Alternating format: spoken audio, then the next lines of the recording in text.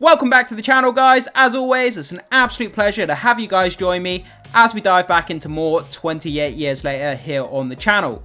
So in this video, we've got an assortment of really fun, interesting posts that I think you guys will really enjoy. We've got some clips from Cillian Murphy talking about his role in the upcoming Bone Temple movie, which, I mean, sounds really interesting what he had to say, and you don't want to miss that. But up first, we're going to be talking about this story here. So 28 Years Later has debuted at #1 on the official film chart. So since this movie has left theaters and has gone on to video on demand and streaming, it's done incredibly well for itself. These type of kind of B grade movie kind of horror movies, they always do really well on home video. And it looks like it's done just that. I mean, being #1, it's beat out so many other incredible films. So let's check out this story and let's see what other movies that it beat out on the official film chart. So up first, let's dive into this. It comes to us from blazingminds.co.uk. I have to be perfectly honest, I've never even heard of this website before. But regardless, 28 Years Later has debuted at #1 on the official film chart. So when it comes to being fans of this franchise, we're absolutely winning the fact that this film is #1 on the official film chart. That's just an incredible story right there. So it's chart time, folks, and this week we have a new official chart #1 with 28 Years Later landing straight out the summit. So 2 decades after redefining modern horror, director Danny Boyle and writer Alex Garland reunite to deliver a new chapter in the 28 saga. Anchored by Jodie Comer, Aaron Taylor-Johnson and Ralph Fiennes, the film blends harrowing suspense with intimate character drama, seen through the eyes of a child navigating a fractured Britain. Nearly 3 decades after the rage virus first tore through Britain, fragile pockets of survivors have carved out a life on a quarantined island. That synopsis right there just sounds so great. It really does. When you read it out, it sounds just so vivid and gritty, and it sounds like such a great story. And obviously, the movie turned out great. But guys, so what we're going to do, we're going to go over to here on the official film chart website. So from the 10th of September 2025 to the 16th of September 2025. For those of you who may not know, the official film chart is a rundown of the UK's favourite films of the week. As bought on DVD, Blu-ray and download is compiled by official charts company based on sales across a 7-day period through outlets including mail order, entertainment shops, supermarkets and download stores. So it basically every kind of avenue of video on demand, whether it's streaming, DVD, Blu-ray, all that kind of great stuff there, supermarkets, downloads, all that kind of stuff from the week of the 10th of September to the 16th. 28 years later, as we can see there, top of the mountain, top of the pile, the #1 wearing the crown, sitting on top, whichever euphemism you want to use. Our movie, 28 Years Later, sits at the top of the pile, which is just absolutely incredible. And you think about the movies that this 28 Years Later little B-grade kind of horror movie has beat out. It beat Mission Impossible, it beat Superman, it beat Jurassic World, Lilo and Stitch. I mean, these movies are massive juggernauts with budgets that are like 3 or 4 times as big as 28 Years Later. And 28 Years Later beat out all of those movies, which is just incredible. So as fans, like I already said, we're absolutely winning. Video on demand, streaming, whatever you want to call it. Since it's left theaters, this movie is just doing incredibly well on the home market, which is absolutely great. It's what we want to hear. Every little win, every DVD, every Blu-ray that's bought, every movie that's downloaded, every version of the movie that's downloaded is going to go a long way to getting that third movie greenlit. So this is just going to add to the hopefulness that we are going to get that third movie. So now that we've had a look through the official film chart and seen that the movie is sitting at #1, I basically have a bunch of assorted kind of content to go through, talking about 28 Years Later and 28 Years Later, The Bone Temple, and those clips of Cillian Murphy. So let's start jumping into it. So up first, this is actually for 28 Years Later, not The Bone Temple, but this marketing here, I actually missed out on some of this, so I just wanted to go through it again with you guys, for those of you who may not have seen it.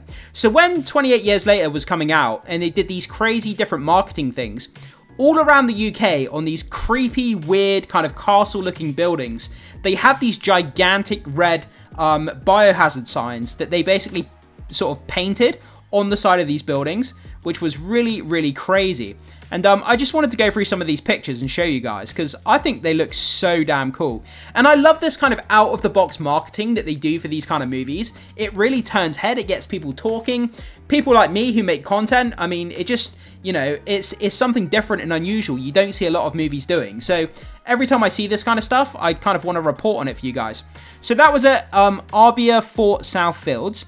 Okay, as Sony Pictures in collaboration with Visit Britain and Destination North East England have now launched a chilling warning of what's to come, just ahead of the film's UK premiere in nationwide release 19th of June. For fans of the 28 Days Later saga, the image is unmistakable, a chilling emblem of the rage virus, a symbol of the outbreak, contamination and total societal collapse. The haunting projection has been spotted in locations including the dramatic cliffs of Tynemouth, the shadow depths of Keigler Forest, and the eerie ruins of Arbia Roman Fort, as well as filming locations. Okay, so I did make a mistake there. It hasn't been painted. It's actually a projection. So they're using a projector here. But still, it's pretty damn cool. This ominous glowing red biohazard symbol popping up on these buildings. And I hope they do something like this when the Bone Temple comes out. I hope they continue this out-of-the-box marketing. I really do. This one here looks especially creepy. This is Gibbside Gateshead in Tyneware. I've never even heard of any of those places, I have to be completely honest. But I mean, looking at this, if you came across this, if you were walking down the street and you saw this, or you just caught this in a magazine or something, it would definitely catch your attention, which is what it's designed to do. Okay, so locals have warned that rumours of the rage virus contaminations are already spreading. Public warnings to remain vigilant are circulating online as sightings increase, fueling unsettling sense that this fictional contagion might be breaking through into the real world. I mean, how cool does that sound? The fictional contagion might be breaking through into the real world. So it's kind of like taking that kind of dread within the movie, that intensity in the movie, but kind of bringing it into the real world through the marketing is such a great idea. And then we have this one down here, which is from Newcastle upon Tyne. Again, they're choosing these old, creepy kind of castle-looking things. I think it's kind of mimicking the castle that's on Holy Island, on the Lindisfarne Castle. I think it's kind of playing into that kind of imagery of the old English kind of castles. But again, very, very creepy, very, very cool. And I just thought I'd go back and kind of show you guys some of these pictures quickly. Another one there on the side of this kind of walkway that's going up to this old kind of Greek-looking temple almost, but it's kind of on a hillside. Very, very cool. And then we have this one down here as well. Again, choosing another really creepy looking castle. When you have these castles in the dark, when there's no lights and it's kind of very dim, just about to turn to nighttime, they look so, so creepy in the English countryside. And it really invokes the 28 Days franchise. And yeah, like I said, I just wanted to show you guys these images because I thought they were really, really spectacular. Okay, so let's move on to this. We're going to start taking a look at some X posts here. We have Cillian Murphy in some different clips here that we're going to get to. So let's check out and see what he had to say here. He's on the Happy Confused podcast. So let's go back to the beginning. It's about 30 seconds long. Let's see what Cillian Murphy had to say for himself here. This is Nia's movie. Danny produced it with, but she was amazing. I mean, I was only on it for a brief period, right. But yeah, it was quite emotional to go back and to think how bloody long ago it was, and and also just like I said, the fact that the film still seems to have retained some relevance or some sort of people enjoy it still. This is Nia's movie. I love this interview because he's like, I love the fact that that the first 28 Days movie still has some relevance. He can't believe that movie he did all those years ago still has relevance to people now and that people are still watching it. And do bear in mind, he did say here that he's in the Bone Temple for a brief period. So for anybody talking about Cillian Murphy being in the Bone Temple, do let them know that not to expect him to have a large kind of upfront role. He's going to have a very small role probably towards the end of the movie. It's probably going to be a small cameo. Don't expect to see him in a large chunk of the movie, but we do know he's going to be there, and when he pops up on screen, I'm going to lose my shit. And I'm sure a lot of people will. But like I say, just let people know not to get too excited about him being in a major part of the movie. Okay, so up next, we're going to move on to this clip here from Cillian Murphy also. This comes to us from Rantzine. That's a very interesting username, I have to say. So many people don't appreciate how god-tier Cillian Murphy's aura is that even a random zombie doppelganger sparks global hype for 28 years later. They're obviously talking about that, the cadaver infected that popped up in a lot of the marketing for 28 years later. A lot of people thought it was Cillian Murphy to start off with. Obviously, it turned out not to be, but it still put a lot of hype around the movie because people thought it was Cillian Murphy. But yeah, I mean, talking about his aura, I mean, you watch one episode of Peaky Blinders. If you've never seen Peaky Blinders, you'll understand the aura that this guy has in his acting ability is off the chart, man. Yeah, this guy is incredible. But anyway, let's check out this small clip. It's only 8 seconds long. I watched the film about 5 years ago with my boys, and it really stands up, you know. I watched the film about 5 years ago with my boys, and it really stands up, you know. He's talking about 28 Days Later, the first movie, by the way. And I love the fact that he's watching it, he's talking about it, he still has an appreciation for it. And yeah, I mean, it's great that he's come back. And after all these years, I mean, you know, the guy is still kind of in disbelief that a lot of people still watch the first movie 28 Days Later, and that it still means a lot to a lot of people. And yeah, it's just great to see him kind of talking about it and embracing it. Okay, let's move on to our next post. So we have another clip here. This comes to us from Mia. Cillian talking about 28 Days Later and once again confirming that he is in 28 Years Later, The Bone Temple. Okay, so let's see what he had to say about The Bone Temple here.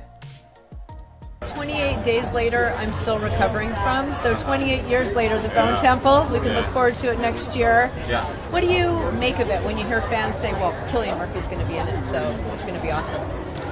Well, I am in it. Yeah, I mean, and you are awesome. Well, no, that's been a journey. Like, to think that movie is still like, you know, people still talk about it and it still seems to have an impact. And I thought the first one that Danny directed was magnificent. The second movie that Nia DaCosta directed is also really, really strong.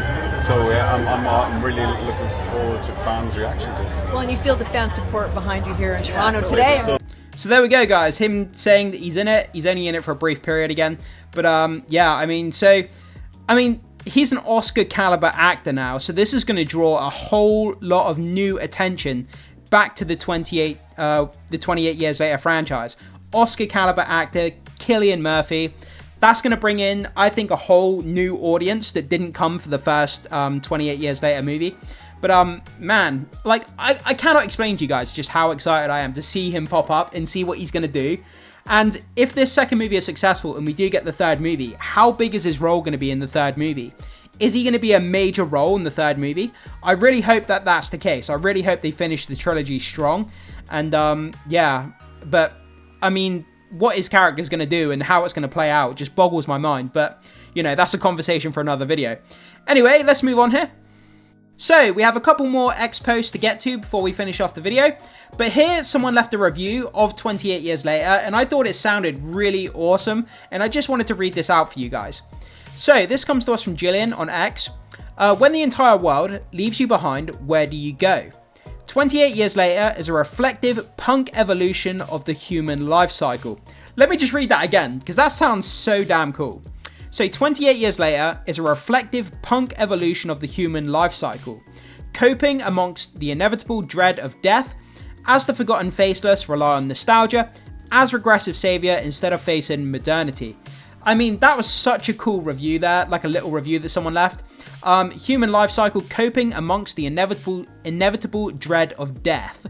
I mean, it just sounds so cool. Forgotten faceless rely on nostalgia, as a regressive savior instead of facing modernity. Yeah, I don't know, guys. There was something about that just resonated. I thought it sounded cool, and I thought you guys would enjoy that.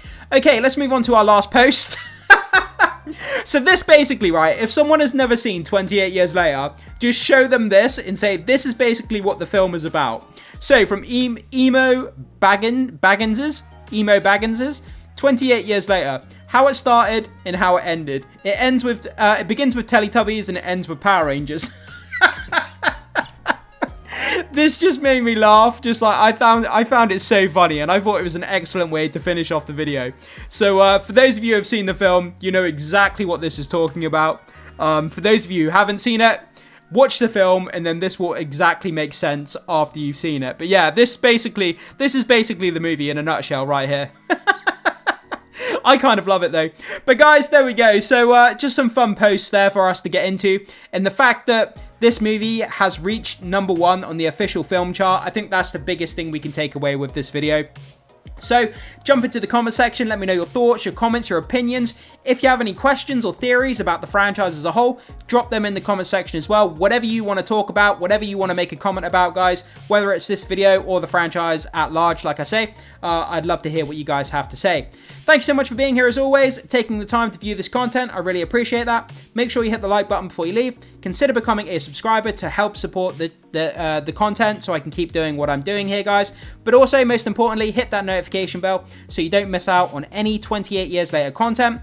As we get closer to the release of the Bone Temple, there's going to be a lot more content on the channel here, guys, and I don't want you to miss out on any of that great stuff. Anyways, with all that down, as always, I will see you in the next video.